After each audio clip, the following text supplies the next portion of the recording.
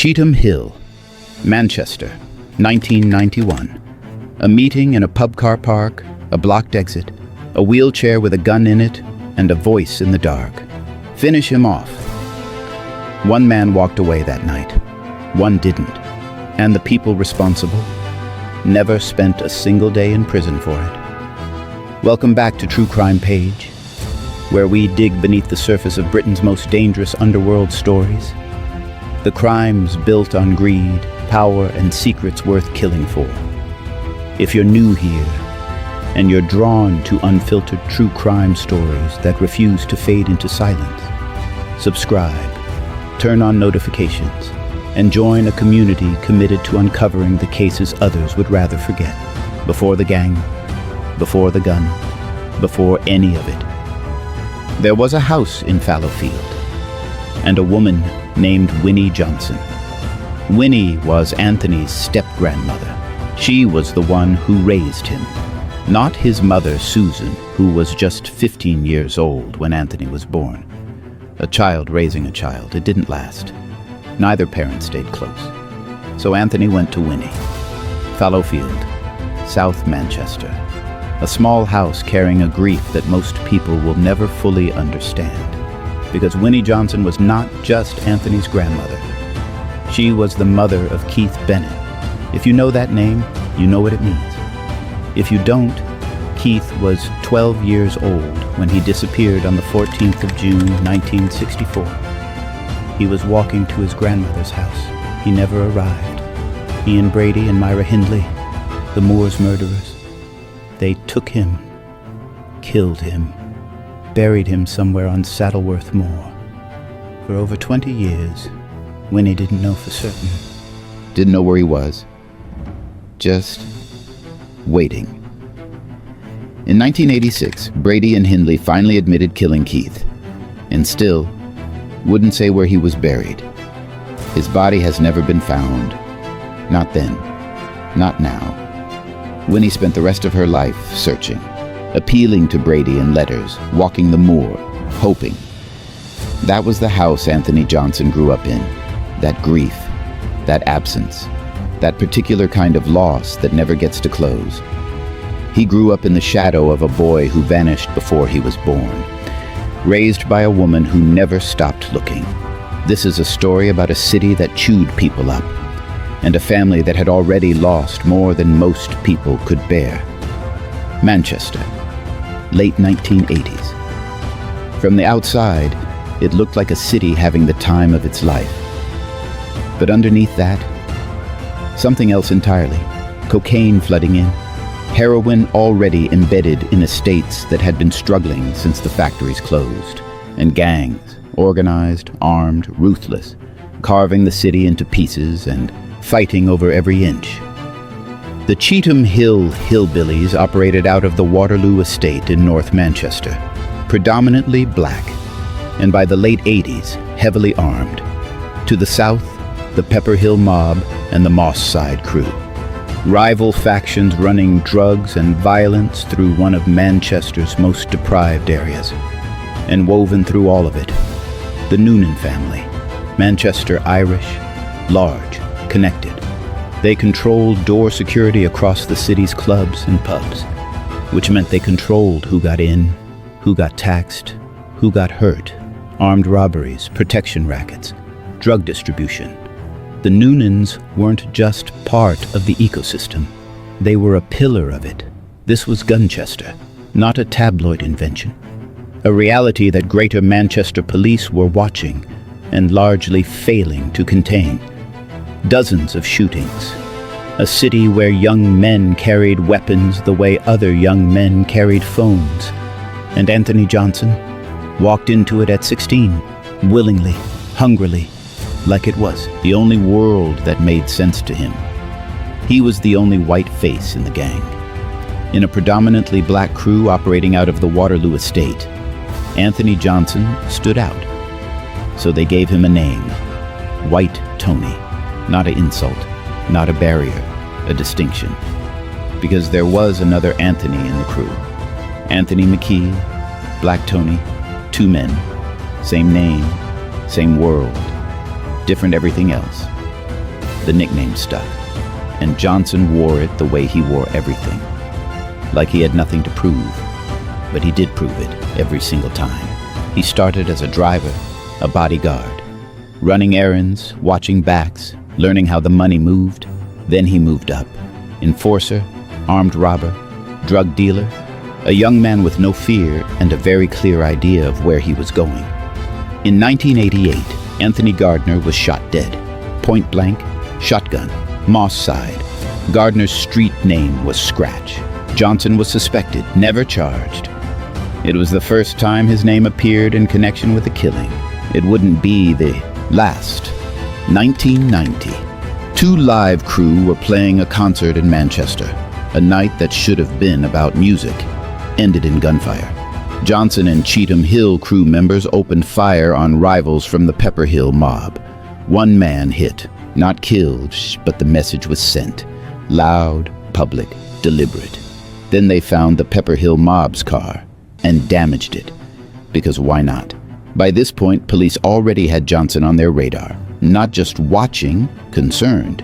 He'd been spotted in a Kevlar vest, carrying semi-automatic weapons. A 21-year-old in body armor with military-grade firearms in one of Britain's biggest cities. That tells you everything about where things had reached. And then there was the Hacienda, factory records. Tony Wilson, the most famous nightclub in Britain, and Anthony Johnson treated it like his personal territory. He threatened doormen with guns, more than once. On one occasion, he walked to the front of the room, grabbed the microphone, and told everyone inside, "I'm top dog."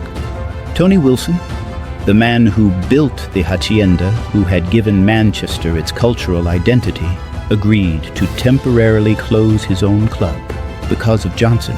One man, 21 years old, forced the most iconic venue in British music history to shut its doors. By 22, Anthony Johnson was one of the most feared young men in Manchester, armed, untouchable, ascending. And then, November 1990, Mumps Bridge, Oldham, a Security Express van carrying £525,000. Johnson was behind the wheel of the getaway car. The robbery went clean. The money was gone. But that money, that's where the clock started ticking. We're halfway through, and we haven't even got to the Noonans yet. If you want cases like this told properly, subscribe, hit the bell. Before we go any further, it genuinely helps. Now, to understand what happened to Anthony Johnson, you need to understand the Noonans, not just who they were, what they represented. The Noonan family were Manchester Irish, large, tight, violent in a way that was strategic rather than impulsive. Three brothers at the center of it: Desmond, Damien, Derek. They controlled door security across Manchester's clubs and pubs, which sounds almost legitimate. It wasn't. Controlling the doors meant controlling everything behind them. Who dealt inside, who got taxed, who got a quiet word in a corridor and never came back. It meant money, influence, fear. The Noonans didn't just operate in Manchester's underworld. They shaped it. Derek Noonan part-owned the Penny Black Pub on Winterford Road, Cheetham Hill. Remember that pub. After the Oldham robbery, a significant share of the proceeds, £80,000, was left with Desmond Noonan for safekeeping. A common enough arrangement in that world. You trust someone to hold your money, you expect to get it back, all of it. Desmond returned half, £40,000. Gone. The man who'd been shorted complained. That complaint, eventually, reached Johnson. And Johnson was not the kind of man who let things go. He was the kind of man who grabbed a microphone and told a room full of people he was top dog. The Noonans heard about his reaction, considered their options, and made a decision not to negotiate, not to pay, to eliminate. Johnson was becoming too loud, too ambitious, too dangerous to leave breathing. February 1991, the collision was coming. You already know how this ends. You saw it in the cold open. But now you know who these men were. Now it means something different. February the 22nd, 1991. Friday night, Cheetham Hill. Temperature below freezing.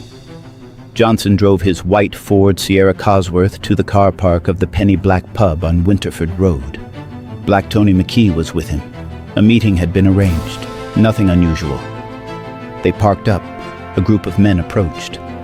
One of them asked the question, quietly, directly. "Are you armed?" Johnson looked back. No.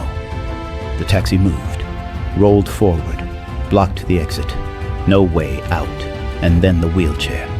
Paul Flannery, paralyzed from the waist down, a gunman who couldn't walk, but could shoot. He fired first. McKee took the bullet in the chest. He ran, found a nearby house, survived. Johnson ran the other way, toward a wall, tried to vault it, didn't make it. Shot in the back. He went down, lay there on the freezing ground of that car park, unable to move, and from somewhere close, a voice cut through the dark. "Finish him off." 2 more shots. Neck, then mouth. Anthony Johnson died where he fell, 22 years old, on the ground of a pub car park part owned by the family that had just ordered his death. The Penny Black was torched that same night. Closed, burned, gone. McKee survived. Johnson didn't. This was not a confrontation that got out of hand, not a fight that escalated. Every piece of it was planned. The meeting, the question, the taxi, the blockade. A wheelchair-bound gunman positioned and ready before Johnson ever pulled into that car park. Greater Manchester police moved fast. 5 men charged. Desmond Noonan, Damian Noonan, Derek Noonan, Paul Flannery, Michael Sharples. The case looked solid. Witnesses, evidence. A car park full of what had happened. 1992. The first trial. The jury couldn't agree. Hung. Case collapsed. They tried again. 1993. Retrial. One defendant cleared outright. The verdicts on Desmond and the others failed again. The judge looked at what remained, decided a third trial would not serve justice. Entered not guilty verdicts. And that was it. Desmond Noonan's alibi for the night of the 22nd of February 1991. He was drinking in Didsbury. That's what he said. That's what stood. The witnesses who had been in that car park, or who knew what happened in the hours before it, said nothing, remembered nothing, saw nothing. In Manchester in the early 90s, talking to police about the Noonans was not something people did, not twice anyway. Senior officers who worked the case have never changed their position. They know what happened. They know who did it. The law just couldn't touch them. No conviction, no closure. The case is still officially unsolved. As of today, 33 years later. Officially, nobody killed Anthony Johnson. The funeral came first. Southern Cemetery, Barlow Moor Road, Chorlton-cum-Hardy. Over 200 people. A 30-car motorcade moving through South Manchester. So many mourners that the service spilled out of the chapel into the main graveyard. Standing room only for a 22-year-old from Fallowfield. And somewhere in that crowd, Winnie Johnson, the woman who had raised him, who had already identified his body in a mortuary, who had already made that phone call, stood in that room, looked at her grandson. She said something afterwards that has never left the people who heard it. As if I have not suffered long enough over Keith. One woman, 2 bodies, a lifetime of loss that just kept coming. After the murder, the Noonans didn't retreat. They expanded. Their grip on Manchester tightened. Desmond claimed openly that they ruled the city, and for a while, nobody seriously argued with him. The Gunchester Wars continued through the 90s. Shootings, stabbings, dozens more deaths across Cheetham Hill, Moss Side, Salford, a city eating itself. Then, 2003, Damian Noonan, killed in a motorcycle accident. 2005, Desmond Noonan, stabbed to death by a crack dealer on a Manchester street. The men who walked free from 2 murder trials didn't die in courtrooms, didn't die in prison, died the way the world they built tends to end things. Suddenly, violently, without warning. Anthony Johnson left behind 3 children. The city moved on. The case never closed.